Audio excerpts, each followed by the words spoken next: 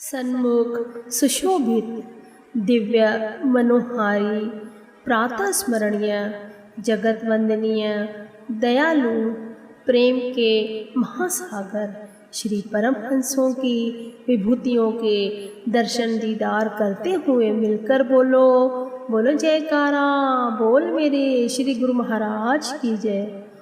रूहों के प्यार की खातिर जग में आए खुद भगवान, प्रेमियों के हृदय विराजे श्री परमहंस जी अवतार। गुरमुखों, यह उन दिनों की बात है जब आने जाने के साधन ज़्यादा नहीं थे।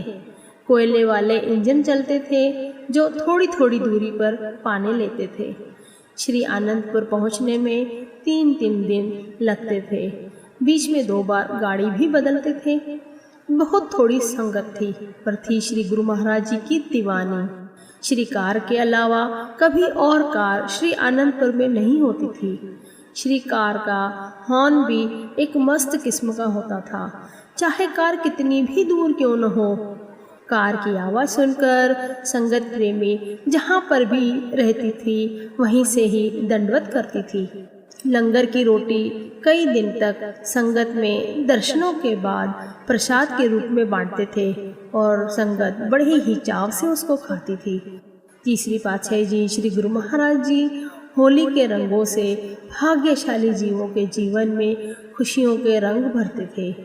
ऐसे समय में एक छोटे से शहर में एक भगत जी श्री गुरु महाराज जी पर अगाध विश्वास रखने वाले रहते थे। प्रेम भी ऐसा निस्वार्थ, बहुत साधारण जीवन, साधारण सी वेशभूषा थी और उनकी एक भक्तानी और एक बच्चा, बस यही परिवार था। एक रात जब भगत जी सोए तो श्री तीसरी पातशाही जी श्री दाता दयाल जी के उनको दर्शन हुए।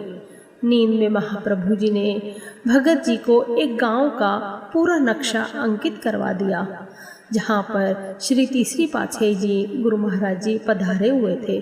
सिर्फ गांव का नाम नहीं बताया। सुबह उठते ही भगत जी ने अपनी भक्तानी से सपने का जिक्र किया और श्री दर्शनों पर जाने की अपनी इच्छा को प्रकट किया। उनको अंतर्मन से यह एहसास हुआ कि श्री परमहंस जी गुरु महाराज कहीं दिल्ली के आसपास किसी गांव में पधारे हैं। भगत जी का शहर दिल्ली से 100 मील दूर, आने जाने के दुर्लभ साधन, सीमित आय, कोई यात्रा की तैयारी नहीं, पर लगन के पक्के भगत जी ने श्री दर्शनों पर जाने की ठान ली और भक्तानी का भी पूरा सहयोग मिला, क्योंकि भगत जी भी बहुत पक्के थे। भगत जी पहले गुड़गांव फरीदाबाद पहुँचे।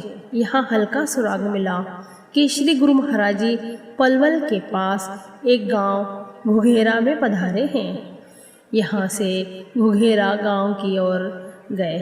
गांव में उनको पूरा रास्ता सपने में दिखलाया गया था, अतः उन भगत जी को कोई भी दिक्कत नहीं हुई।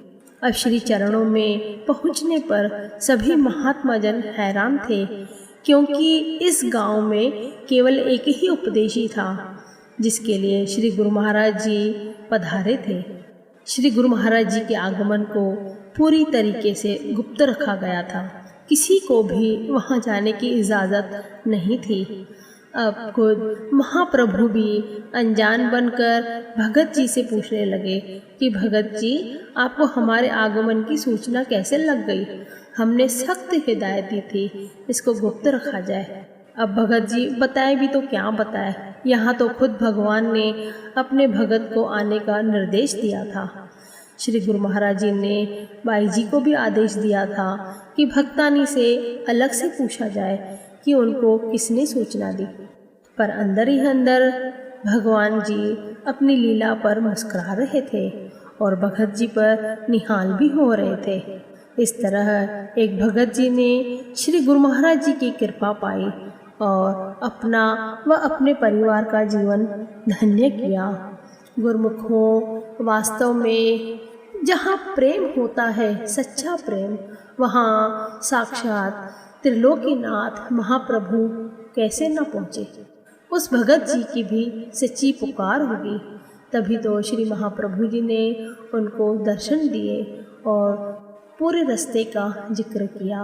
गुरुमुखों, देखा जाए तो जहाँ गुरुमुखों की सच्ची पुकार होती है वहाँ पर श्री महाप्रभु जी उनको दर्शन दिए बगैर नहीं रह पाते, क्योंकि वे यही चाहते हैं कि हमारे गुरुमुख खुश रहें, प्रसन्न रहें। और इस प्रकार श्री महाप्रभु श्री तीसरी पातशाही जी ने एक गुरुमुख को निहाल किया।